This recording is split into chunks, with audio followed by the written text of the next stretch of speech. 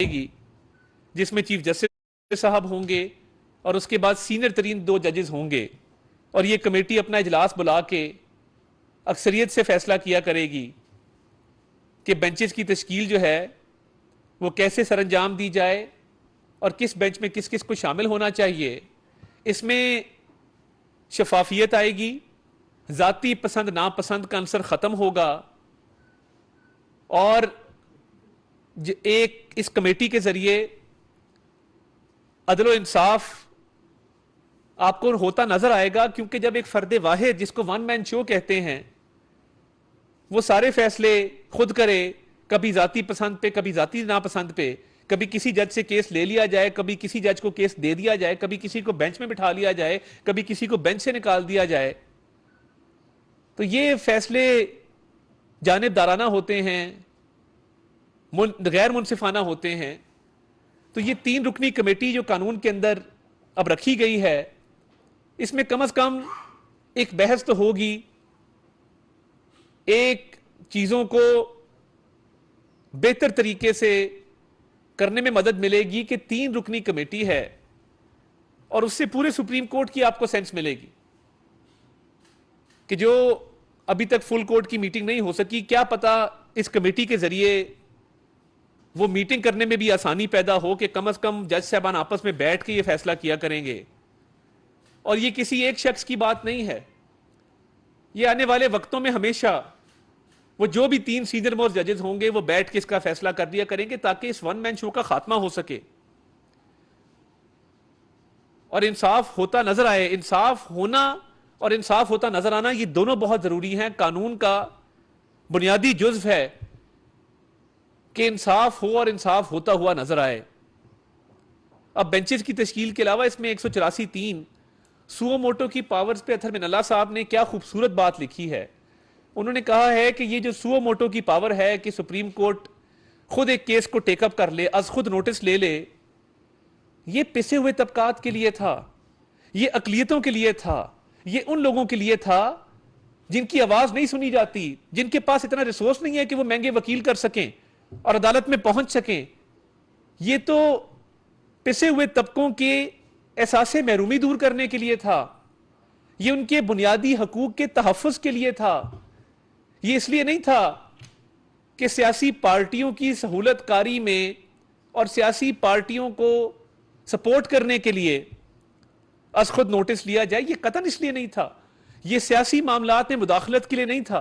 तो इस कानून के जरिए 184(3) के हवाले से भी बात की गई है और बड़ी अच्छी बात की गई है। तो ये पार्लियामान एक सुप्रीम और सॉवरन इदारा है, क्योंकि ताकत का सरचश्मा अवाम है, अवामी नुमाइंदों पर मुश्तमिल एक इदारा है जिसके पास कानून साजी का हक आईने पाकिस्तान ने दिया है। आईने पाकिस्तान ये हक दिया है कि वो चाहे तो आइन के खालिक इदारा है, वो आइन में भी तब्दीलियां कर सकता है। तमाम जो इदारे हैं उनके जो भी रोल्स डिफाइंड हैं वो आइन के अंदर है और आइन का खालिक इदारा पार्लियामान है। तो जब ये कहा जाता है कि हम फलां रिट कर रहे हैं इस कानून को स्ट्राइक डाउन करने के लिए, रिटें आना शुरू हो गई हैं। एक फायर वॉल है, आइन के मुताबिक अदलिया पार्लियामान के मामलात में और कानून साजी में मुदाखलत नहीं कर सकती, और अगर इस मामले पर मुदाखलत हुई तो इसका मतलब यह लिया जाएगा कि बेंचेस की तश्कील को जो मुनसिफाना बनाने की एक कोशिश है उसको कबूल नहीं किया जा रहा सुप्रीम कोर्ट की तरफ से, क्योंकि उधर वन मैन शो ही काबिल कबूल है, उधर वन मैन शो के जरिए ही मामला चलने हैं। तो पार्लियामान ने जॉइंट सेशन में जो बिल पास किया है और सुप्रीम कोर्ट को कानून साजी के जरिए पाबंद किया है कि बेंचेस की तश्कील अज खुद नोटिस के हवाले से जो केसेस हैं वो उसका एक तरीक़ेकार वज़ा कर दिया गया है। तो ये बड़ी खुशाइन बात है और अब वो 3 जजेस को तरीक़ेकार भी बता दिया गया है कि इसकी मीटिंग कॉल होगी, मीटिंग में फैसला होगा और इंशाल्लाह अगर सदर पाकिस्तान इस पर दस्तखत नहीं करते 10 दिन बाद ये नाफिज़ अमल होगा, इसका गैजेट नोटिफिकेशन हो जाएगा और उस दिन के बाद लॉ ऑफ द लैंड होगा और पाकिस्तान में सुप्रीम कोर्ट के तमाम बेंचेस इस कानून के मुताबिक बनेंगे, पसंद नापसंद पे नहीं बनेंगे। किसी फर्द वाहिद की मर्जी से नहीं बनेंगे। और ये जो इलेक्शन का मामला है, यानी 63A में जब उसकी तशरीह की गई तो आइन में जो तब्दीली की गई, पार्लियामान ने यह इख्तियार नहीं दिया था कि आइन में तब्दीली करके तो वोट गिनती में ना शुमार करने की आप तरमीम ले आए। आइन ने आपको यह इख्तियार नहीं दिया था, ना पार्लियामान ने इख्तियार दिया था कि आप पार्टी हेड की जगह पार्लिमानी पार्टी डाल दें, पार्लिमानी पार्टी का हेड डाल दें। आपको अगर यही दो तरामीम तहरीक इंसाफ की पंजाब में हुकूमत कायम करने के लिए मकसूद थी और आप चाहते थे तहरीक इंसाफ की पंजाब में हुकूमत कायम हो, आप हमें चिट्ठी लिखते और चिट्ठी में लिखते कि ये दो तरामीम कर दें 63A में, जिसके तहत पार्टी हेड को निकाल के पार्लिमानी पार्टी डाल दें और लिख दें कि मुनहरिफ अरकान का जो वोट है वो जब कास्ट होगा तो गिनती में शुमार नहीं किया जाएगा और वो सीट से भी फारग होंगे।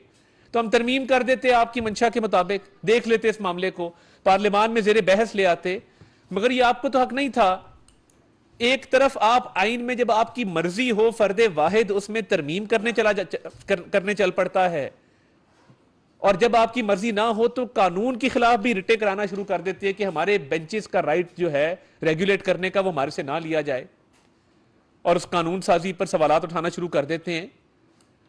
तो आइन भी क्लियर है, कानून भी क्लियर है, पार्लियामान भी सुप्रीम है, सॉवरन है, और सुप्रीम कोर्ट के इदारे को सियासी मुदाखलत से गुरेज भी करना होगा।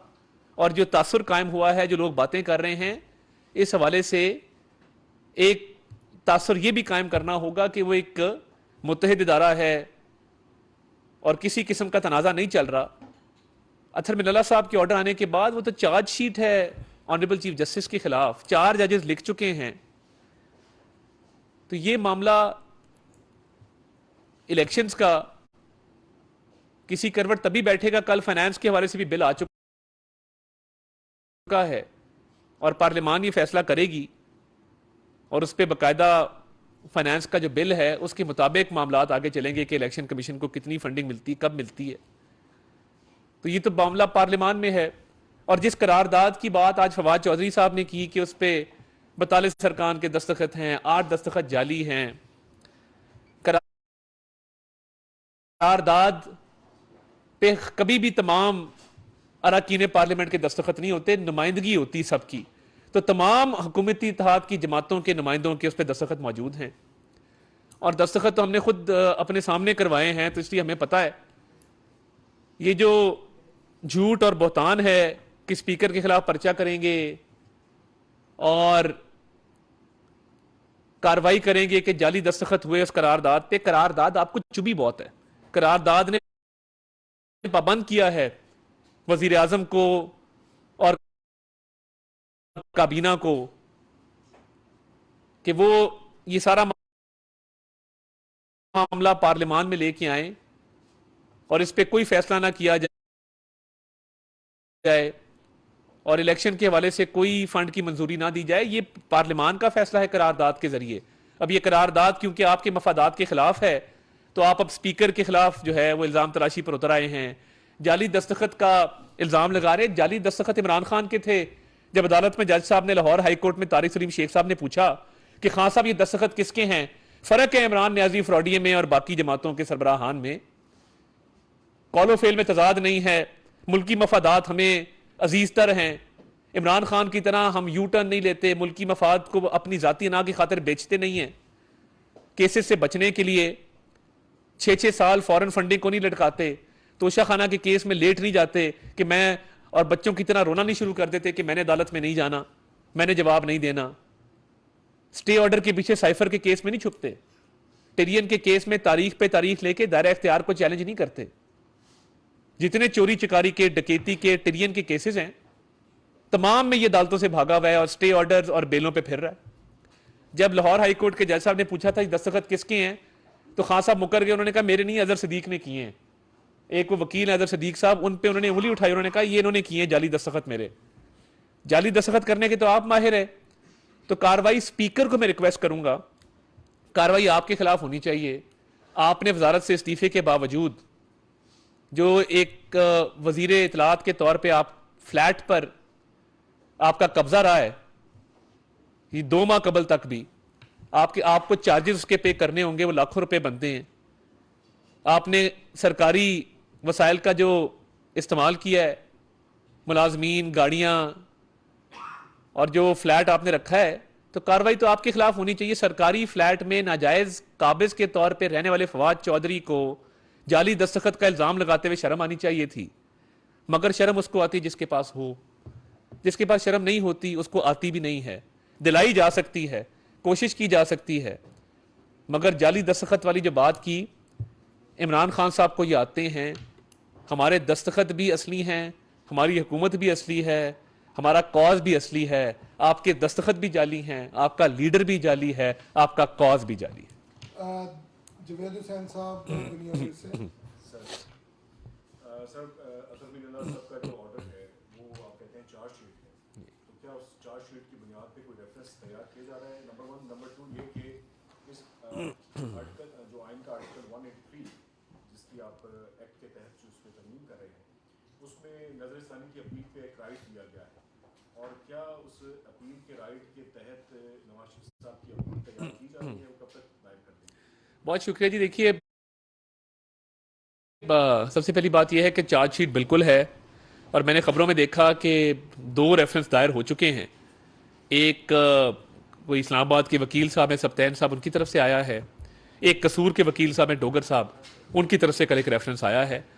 हुकूमत ने या हुकूमती इत्तेहाद ने अभी कोई रेफरेंस की तैयारी शुरू नहीं की, मगर ऑब्वियसली इस पर मशावरत जो है वो हो रही है, और इस पर बहुत जल्द जो है वो कोई ना कोई फैसला कर लेंगे। जो नज़रसानी का मामला है, देखिए, सुप्रीम कोर्ट से कोई भी ऑर्डर फाइनलिटी अटेन कर जाए और वो फाइनल हो जाए, तो उसके बाद फिर उसमें मजीद गुंजाइश नहीं रहती अपील की। ये आखिरी कोर्ट है, इसने जो लिख दिया वो ता क़यामत उसी तरह रहेगा, बाकी फैसले क़यामत वाले दिन होंगे। तो इसलिए नज़रसानी का एक राइट ज़रूरी था। फिलहाल ऐसी कोई अपील अभी तैयार नहीं की गई। ये मोहसिन दावड़ साहब MNA इस तरमीम को लेके आए थे, और ये इसलिए लाए थे कि बहुत सारे पिसे हुए तबकात, बहुत सारे जो मरहूम जिन लोग जो महरूम है लोग, और जिन लोगों की हक तलफियाँ हुई हैं, उनको ये मौका मिले कि वो अपनी अपीलें दायर कर सकें। तो इस पे अभी फ़िलहाल सियासी जमातों ने कोई अपील दायर करने का फ़िलहाल फैसला नहीं किया। जब होगा तो आपको मुतला कर दिया जाएगा। टिक्का खान सानी साहब समाज। अच्छा सर, गुज़श्ता रोज़ रज़ा रब्बानी साहब भी कहते हैं कि आइन में तो 90 दिन की गुंजाइश है और 90 दिन से आगे नहीं जाया जा सकता। आप क्या समझते हैं? वो समझते हैं कि दोनों तरफ से खिलवाड़ हो रहा है, उनके साथ मजाक हो रहा है, ऐसी कोई बात है? नहीं, देखिए, 90 दिन की जहाँ तक बात है तो मामला बड़ा क्लियर है कि एक कानूनी तौर पे कायम हुकूमत कानूनी तौर पे तोड़ी जाए तो 90 दिन में इंतखाब होंगे ना। जब सुप्रीम कोर्ट वो हुकूमत कायम करने में अपना किरदार अदा करे और फिर उसको तोड़वाने में अपना किरदार अदा करे और फिर वो केस लगा के 90 दिन में इलेक्शन का ऑर्डर करे, तो आइन का आर्टिकल 224 कहाँ जाएगा, जिसके तहत निगरान हुकूमतें पूरे मुल्क में कायम होनी हैं और निगरान हुकूमतों की तहत ये इलेक्शन होने हैं। कल जो छोटे सूबों की तरफ से, और वो छोटे सूबे नहीं हैं, वो बहुत बड़े सूबे हैं, हमारे दिल के बहुत करीब हैं, करारदाद मंजूर की गई कि अगर पंजाब में पूरे मुल्क से पहले इंतखाब हो गया तो पंजाब के इलेक्शन का नतीजा पूरे मुल्क पर असरअंदाज होगा। अब मुझे बताएं ना, 141 कौमी असम्बली की सीटें पंजाब में, 16 कौमी असम्बली की सीटें बलूचिस्तान में हैं। अब अगर पंजाब का इलेक्शन पहले होता है, जो भी जमात पंजाब में आएगी उसको पूरे मुल्क में फायदा होगा। ये आइन की रूह यही है कि पूरे मुल्क में बैक वक्त इंतखाबात का इनकाद करवाया जाए। तभी केयर टेकर्स का कॉन्सेप्ट पाकिस्तान में है, बाकी ममालिक में नहीं है। अगर ऐसी बात होती तो आपको तारीख में मिसालें मिलती कि कभी एक सूबे का इलेक्शन पहले हो रहा है, एक का बाद में हो रहा है। ऐसी बात ही नहीं है, ना इसकी आइन के अंदर गुंजाइश मौजूद है। आखिरी सवाल साकिब साहब।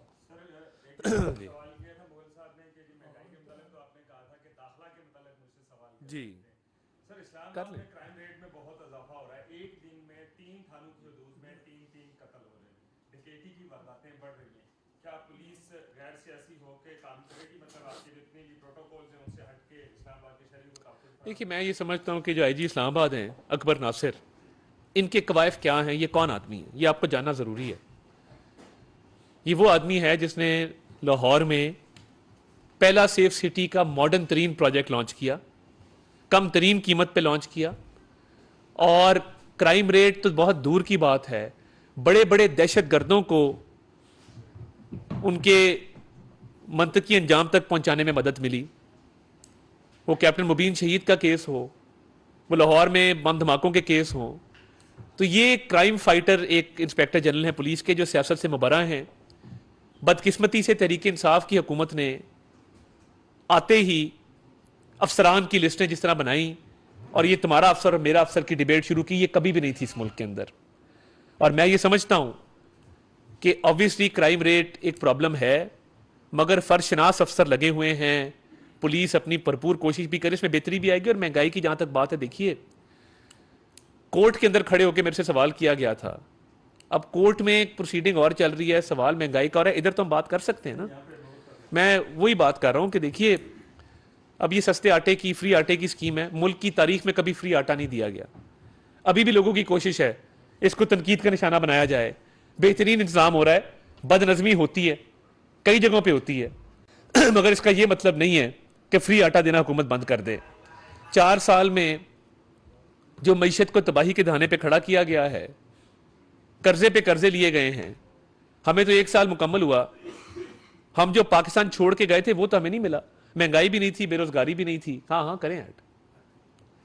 अच्छा सर, बड़ा अहम सवाल है ये, बात करना चाहूँ जो एक दिन का इलेक्शन पंजाब और तमाम सूबाई असम्बलियां और कौमी असम्बली का, क्या हुकूमत इस पे संजीदगी से गौर कर रही है और क्या वो अक्टूबर ही है या उससे पहले? देखिए मेरा तो ख्याल है कि बिल्कुल संजीदगी से गौर कर रही है। पहली बात तो यह है कि फेडरल गवर्नमेंट अपनी मुद्दत पूरी करेगी जो कि 12 अगस्त 2023 है, अल्लाह ताला के फजल से इंशाल्लाह। इलेक्शंस बैक वक्त होने हैं। मुझे तो ये समझ नहीं आ रही कि जो इलेक्शन का शोर डाल रहे हैं तरीके इंसाफ वाले, मुझे तो कई कैंपेन करते नजर नहीं आ रहे।